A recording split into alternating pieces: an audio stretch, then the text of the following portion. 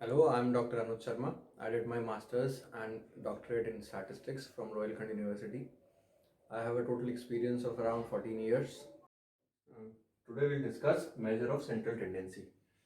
Measure of central tendency statistics का एक topic है जिसके अंदर हम डेटा के जो बीच की वैल्यूज होती हैं उन पर फोकस करते हैं और उन वैल्यूज को निकालने की कोशिश करते हैं। इसमें तीन टॉपिक हम ब्रॉडली कवर करेंगे। एक होता है मीन, दूसरा मीडियन, तीसरा मोड। मीन के अंदर पहले हम डेफिनेशन की बात कर लेते हैं। It is a central value of the data around which most of the data values revolves. इसका मतलब होता है कि आपके पास जो भी डेटा होगा उसकी जो सेंट्रल वैल्यू होगी उस पर हम फोकस करते हैं और मीन उसको निकालता है।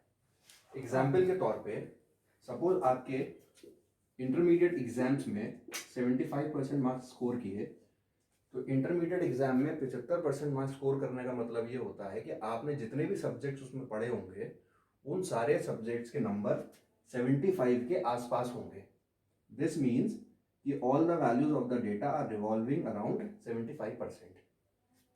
इस डेफिनेशन के अंदर एक टर्म आती है डेटा।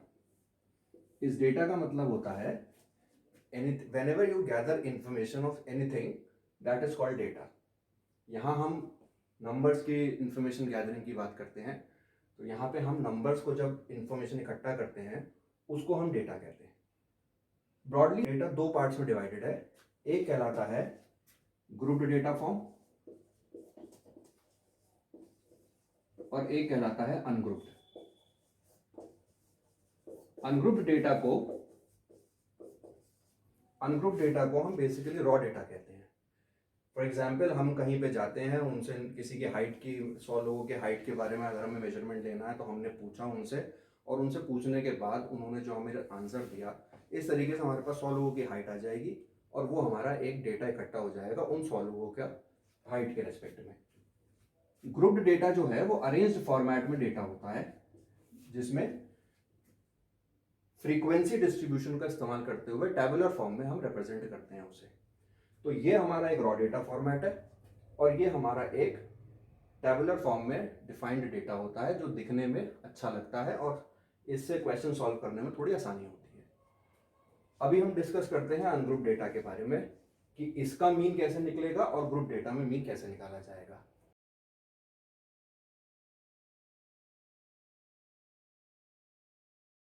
मीन का इस्तेमाल बेसिकली किया जाता है सेंट्रल वैल्यू को निकालने के लिए, जिससे कि हम अंदाजे लगा सकें कि कोई भी चीज़ कैसी है। फॉर एग्जाम्पल अगर कोई स्टूडेंट 12th स्टैंडर्ड का एग्जाम देखकर उससे उसके नंबर पूछे जाते हैं तो वो परसेंटेज में बताता है कि I score 75% marks in intermediate. वहां से हमें अंदाजा ये मिल जाता है कि इसने जितने भी सब्जेक्ट्स इंटरमीडिएट में पढ़े होंगे उन सभी सब्जेक्ट्स में इसके नंबर 75 के आसपास होंगे।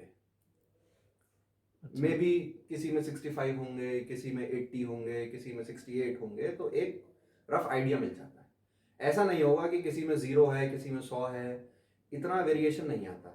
हालांकि हम वेरिएशन का टॉपिक जो है वो डिस्पर्जन में पढ़ते हैं, वो एक अलग टॉपिक है, लेकिन बेसिकली सेंट्रल वैल्यूज जो है वो आपको सिर्फ एक अंदाजा दे देती हैं किसी भी चीज़ के बारे में। दूसरा एग्जाम्पल ये हो सकता है कि आप सपोज एक कंपनी में 50 वर्कर काम कर रहे हैं जिनकी एवरेज सैलरी 20,000 है, तो वहां हमें अंदाजा हो जाएगा कि वो 50 के 50 वर्कर की सैलरी 20,000 के आसपास होगी। किसी की 25 हो सकती है, किसी की 18 हो सकती है। वेरिएशन इतना नहीं होगा कि किसी की 1 लाख है और कोई जो है वो 1,000 पे काम कर रहा है। तो मीन जो भी हमारी सेंट्रल वैल्यूज हैं वो ऑलमोस्ट डेटा का हमें एक एनालिसिस दे देती हैं, एक अंदाजा दे देती हैं कि हमारी जितनी भी वैल्यूज होंगी वो उसके आसपास घूम रही होंगी। ये है, ठीक है। और इस डेटा के बेस पे मैं कंपनी की एवरेज सैलरी डिसाइड कर पाऊंगा। इस कंपनी के बेसिस पे आप कंपनी की एवरेज सैलरी नहीं डिसाइड कर पाएंगे। इस एवरेज सैलरी के बेसिस पे आप ये डिसाइड कर पाएंगे कि आप कितनी डिमांड कर सकते हैं कंपनी से। अच्छा। भाई कंपनी की एवरेज सैलरी तो कंपनी ने डिफाइंड कर दी कि हमारी 20,000 एवरेज सैलरी है। अब ये आपके परसेप्शन रह गया कि आप कंपनी से कितनी डिमांड कर सकते हो, 30,000, 35,000, 40,000।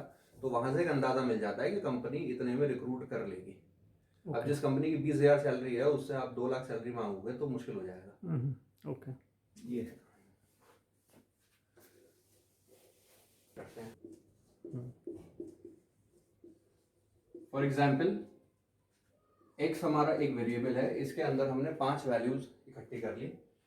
वो 5 वैल्यूज हमारी सपोज ये हैं 2, 3, 5, 8, 9। और ये जो डेटा हमारे पास है ये हमारा अनग्रुप्ड डेटा कहलाता है, रॉ डेटा कहलाता है। और इस रॉ डेटा का जब हमें मीन निकालना होता है तो उसके लिए एक हम फॉर्मूला इस्तेमाल करते हैं। That formula is summation of x upon n and representation of mean is x बार। जो भी वेरिएबल आपको यहाँ डिफाइंड होगा उसके ऊपर आप एक बार लगा दोगे तो वो उस वेरिएबल का मीन निकल जाएगा। सपोज यहाँ y लिखा हुआ है तो आप y बार अप्लाई कर दोगे, यहाँ समेशन y अपॉन n हो जाएगा। z लिखा है तो z बार अप्लाई हो जाएगा और ये समेशन z अपॉन n हो जाएगा। Now what this summation x means?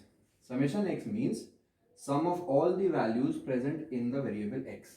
x के अंदर जितनी भी वैल्यूज आपके पास हैं उन सबको जोड़कर यहाँ पे सब्स्टिट्यूट किया जाएगा and that will be termed as summation x। And n means total number of values in the data.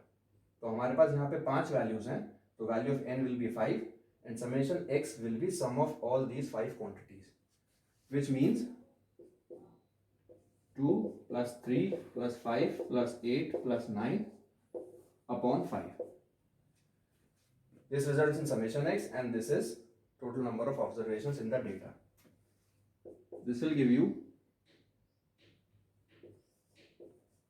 27 upon 5 as your mean. Now you can convert it into decimal form if you want to divide it. Otherwise this is your mean for this data. Normally ये सवाल जो है ज़्यादा नहीं पूछे जाते हैं तो हम ग्रुप डेटा की तरफ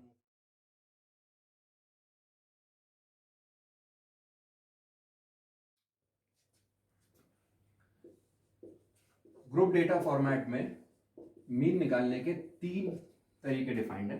first is direct method, second is shortcut method and third is step deviation.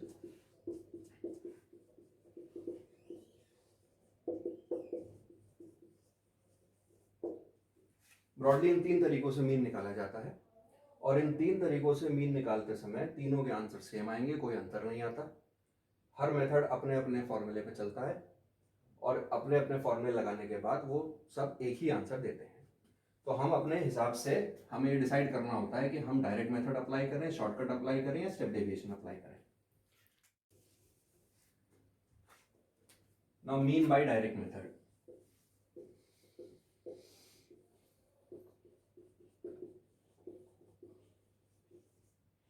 Suppose हमें कोई ग्रुप डेटा दे रखा है, फॉर एग्जाम्पल x की कुछ वैल्यूज डिफाइंड है और उनकी फ्रीक्वेंसीज डिफाइंड है।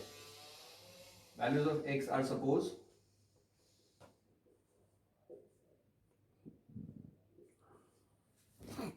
and frequencies of these values are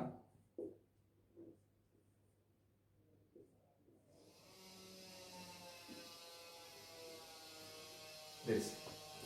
Now we want to find mean of this data by direct method. उससे पहले ये वेरिएबल्स जो हमने यहाँ डिफाइन करें और जो फ्रीक्वेंसीज डिफाइन करी है, इसमें फ्रीक्वेंसी का मतलब होता है डेटा में कौन सी वैल्यू कितनी बार आ रही है। अगर इसी डेटा को मुझे अनग्रुप्ड फॉर्म में लिखना हो तो मुझे 2 को 5 बार लिखना पड़ेगा, 4 को 12 बार लिखना पड़ेगा, 8 को 10 बार लिखना पड़ेगा एंड सो ऑन। वो एक बहुत लंबा प्रोसेस हो जाएगा, इसलिए हमने इसकी ग्रुपिंग कर दी है और हमने इसको एक टैबुलर फॉर्म में रिप्रेजेंट कर दिया। इस तरीके से रिप्रेजेंटेशन में जिसमें फ्रीक्वेंसी गिवन होती है उसको हम ग्रुप डेटा कहते हैं और फिर हम इन मेथड्स को अलग अलग इस्तेमाल करते हुए क्वेश्चंस को सॉल्व करते हैं। इसको सॉल्व करने से पहले इसका फॉर्मूला समझिए और फॉर्मूले के साथ ही आप इसे सॉल्व कर सकते हैं। यहां मैंने लिखा है x bar is equals to summation of fx upon capital N। मैंने आपको बताया था समेशन साइन का मतलब होता है जिस पर समेशन लगा हो उस कॉलम का सम। यहां समेशन लगा हुआ है fx के मल्टीप्लिकेशन पे। fx के मल्टीप्लिकेशन पे समेशन लगे होने का मतलब यह है कि आपको एक कॉलम कंस्ट्रक्ट करना पड़ेगा यहाँ पे f इंटू एक्स का। वो कॉलम आप यहाँ कंस्ट्रक्ट करेंगे f इंटू एक्स का। Simply you will multiply pair values और उसका जो आंसर आएगा वो आप सामने लिख देंगे। जैसे यहाँ आ रहा है 5 2 10, 48, 80, 56, एंड 50। और इस कॉलम का जो समेशन आएगा that is termed as summation F X. इन सारी वैल्यूज को जोड़कर जो वैल्यू आएगी उसको समेशन एफ एक्स कहेंगे और उस वैल्यू को उठाकर आप इस न्यूमरेटर में रख देंगे। ये जो कैपिटल एन है इसका मतलब होता है total number of observations in the data.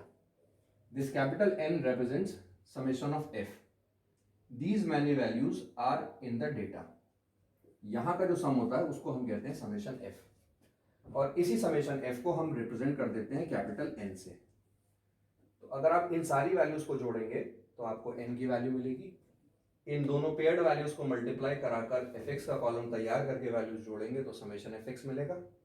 इस समेशन fx की वैल्यू को आपने इस फ्रैक्शन में न्यूमरेटर में रखना है और n की वैल्यू को आपने डिनोमिनेटर में रखना है और उसके बाद उस फ्रैक्शन को सॉल्व करते हुए आंसर निकल जाएगा।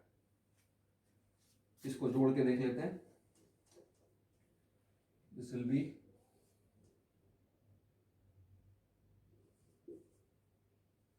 244 and summation f will be 40. So your mean will be 244 upon 40. This is called direct method, mean निकालने का of group data, in which you simply have to learn this formula and you need to know the meaning of summation sign. Summation फिर repeat कर रहा हूँ, summation जिस पे लगा हो वो कॉलम हमें टेबल में दिखना चाहिए और वो कॉलम जब हमें टेबल में दिखता है तो हम उसी कॉलम के जोड़ को उसकी जगह पर सब्स्टिट्यूट कर देते हैं। This is the meaning of summation sign here. Next we will deal with mean bye